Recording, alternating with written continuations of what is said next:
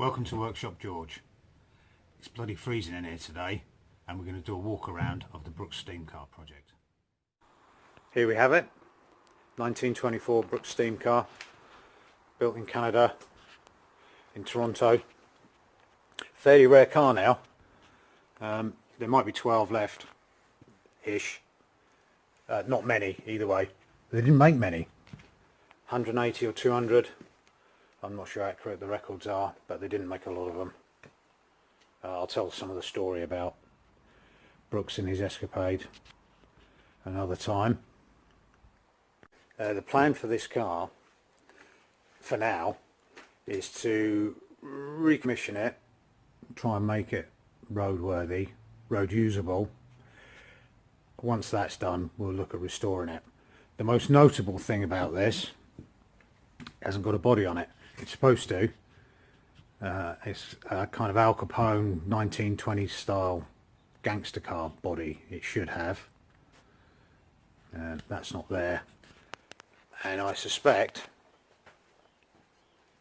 from here back and from the floor, this level upwards, is all not original. That's where the body would have been. Four-door car, if the doors were there. I know we've come straight to the back. Fuel tank there. Have a look. Then you'll notice there's two gauges and two fuel caps. That is because a major part of the tank held kerosene to fuel the boiler, but a portion of it had petrol in it, and the petrol powered a pilot light which fired the boiler as needed. I keep calling it a boiler. I think it's more of a steam generator than a boiler. Well, have a look.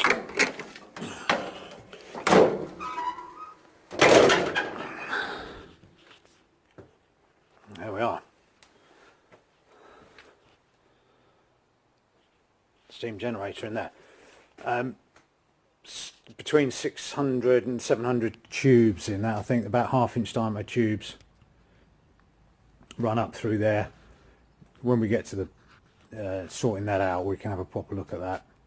It's not easy to see in the car there. On the front, what looks like a radiator, arguably it's the same thing as a condenser. When the steam comes back from the engine, goes to there, cools it down, condenses the water back out, and it goes back into the water tank, which is underneath in the middle of the car roughly. Battery, yep, 1924, it had some electrics on it. There's a dynamo at the back of the car, drives off the differential somehow. It's on the back axle. Again, I'm not going to do too much detail today, just a little look around. We'll look at everything properly as the restoration or renovation, whatever you want to call it, carries on.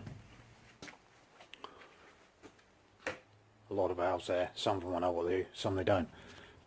This is obviously not original. We're going to use that in the next video probably, get some air on this, see what runs, see what doesn't. I strongly suspect it's going to leak air all over the place to start with, but we'll work on that. And again, when it comes to it, we'll go through what all the valving does. Steering box there. Now there's a tank on the side. This tank, not original either, I believe has had gas in it, propane or some similar, and rather than using petrol for the pilot light, propane was used for a pilot. I get the feeling petrol was a bit unreliable as a pilot light, whereas gas would fire well, or relight well, or whatever you, and work all right. Another notable thing, while we're at the front here, and we can see underneath there, no brakes whatsoever on the front. You can just about see in there. Either way, no brakes on there. There are some on the back. You can't see them from here. There's a band arrangement on a drum, an external band which I think is a parking brake, and an internal shoey band arrangement for the foot brake for when you're driving. I imagine they don't do much to stop the car at all. We'll find out at some point. We'll look in here. Seats, not original. I'm sure that's not original. Front seats, definitely not original. I don't know what they're out of. Some 50s Austin or Morris or something. I don't know. Jaguar. I don't know what they're from. While we're looking in the front, we'll look at the dashboard quickly. Just a fair amount of gauges and valving on here. Boiler. They call it a boiler. I think it's more of a steam generator than a boiler, but it doesn't really matter to us. Telling us various things there. But there you go. 3,960 miles. Who knows if that's anything like accurate. I think doing 4,000 miles in this, you'd know all about it. Boiler pressure, look at what that goes to. 600 psi. I don't know what the working pressure is. It's quite high on this though. When we put air on this, and what we've got available in here is 100 psi, I feel like that won't drive it, but we should be able to turn the engine over with that and see what's what. As I said, dynamo on the back, gives us electric for lights only as far as I can see. Doesn't do anything else, just some lighting. We look on the floor. That is a water pump. I presume if the boiler water level gets low, you can crank the pump and pump it up. I'm not entirely sure how original that handle arrangement is. I think there is a crank that drives this, or did drive this water pump. So whenever the car was moving, it's pumping water in. Water level gauge, not very clear there, I don't think you'll see that. Under the seat, at the front, again not clear.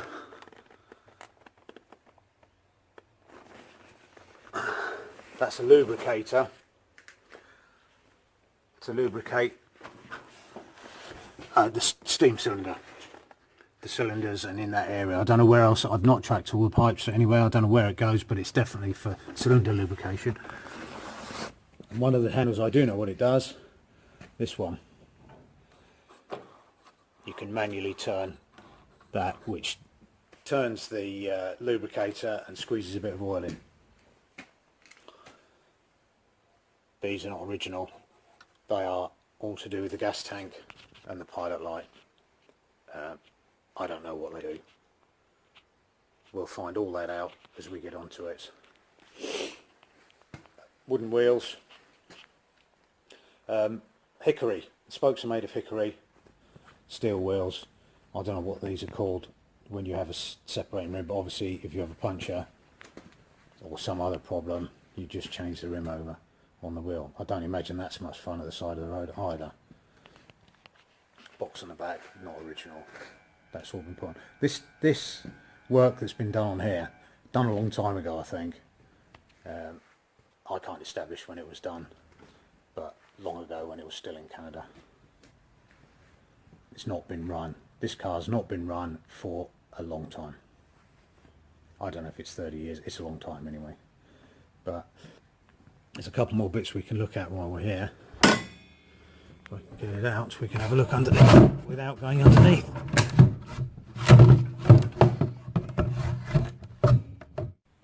I couldn't take that out and film at the same time. It was not designed to come out easily. Anyway, engine, twin cylinder engine. I don't really know what it equates to in horsepower. Less than 20, I would suggest, without really knowing. So the engine drives from there to a crank I'm guessing all of this, there's a crank in there. It's a single speed. There's no multiple gears or anything like that. And that crank goes back and drives directly to a differential in the back axle, which again we'll be able to see. And this car is massive and heavy. I should think the acceleration is pretty lackluster, and I don't suppose it goes that fast, but hey, again we'll find out. Little array of linkages there. Those two are to the back wheel for brakes on that side, on the right hand side of the car. The outer two of those four are to the brakes on the left hand side of the car. The inner two, all to do with valving. There, to be able to reverse the car, the valve arrangements have to be changed, and I imagine you can kind of throttle it back a bit like they do on steam locos. So once you've got the thing up and running, you can knock the valving back a bit and it uses less steam and water and whatnot when it's going, and less fuel obviously. There's a little bit more we can see which will show us something. The seat fairly easily lifts off. Another removable panel. We can now see back axle. Dynamo there. As I said, it drives straight into the differential somehow or other. Leaf springs on the back, obviously. The back of the fuel tank.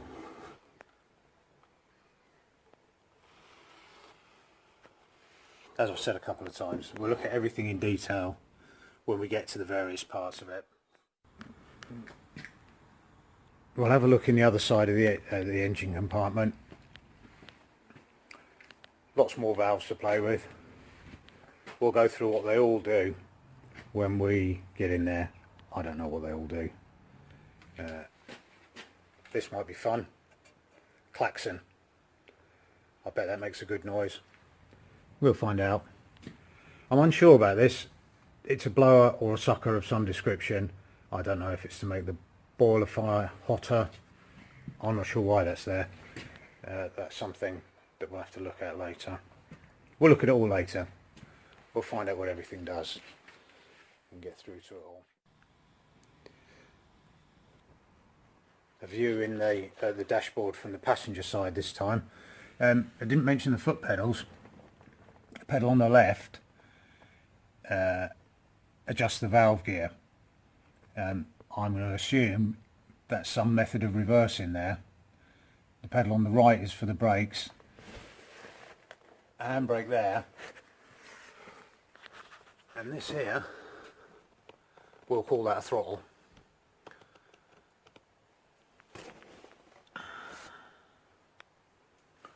Oh, that one's worth mentioning as well. We didn't look at that either.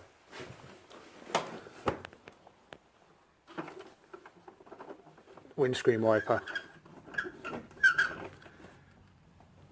I've no idea if that's original equipment or not. The screen is original, I think, or the frame of it is.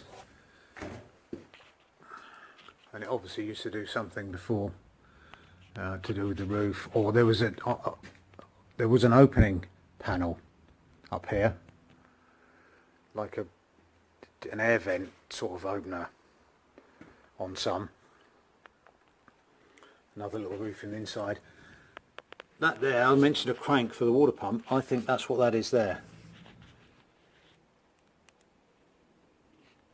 Or to a water pump, whether it's the one on the floor or another one. Oh, that's another thing. The fenders, mudguards, what you want to call them, they're not original. I've got some original ones. In fact, there's one up there. Sat on top of those two fuel tanks. That's part of the original. These are not. I don't know what they're from. They're on this car now. They won't be by the time we're finished. We'll try and engineer some of the proper ones. For now though, with the aim of just getting it running, everything that can stay on there will stay on there. We'll just do what we need to do to get the thing going. this car, when you see it in the flesh, it looks amazing. It's about 17 or 18 feet long. It's a monster. It looks great. I think we'll call that it for this one. Walk around an overview of the 1924 Brooks steam car project. The next video we will be attempting to put some air onto this, and we'll try and see how everything works on it. If it works, who knows? You can push the car along so the engine turns over backwards, back drives, but who knows what we'll do with air. Nearly all of the valves on here are seized, open, closed, halfway, who knows. They're seized anyway. I've tried them all. There's going to be a bit of effort required just to see if we can get it to run on the air. Before you go though, I've got another little something to show you in here.